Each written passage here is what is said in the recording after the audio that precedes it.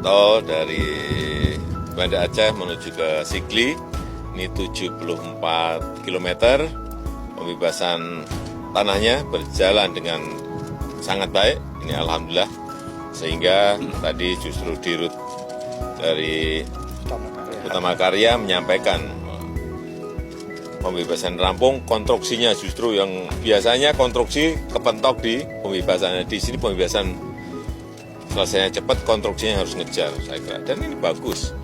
Jadi dari 74 kilometer kita investasi kira-kira 12 triliun, kita harapkan ya secepatnya selesai.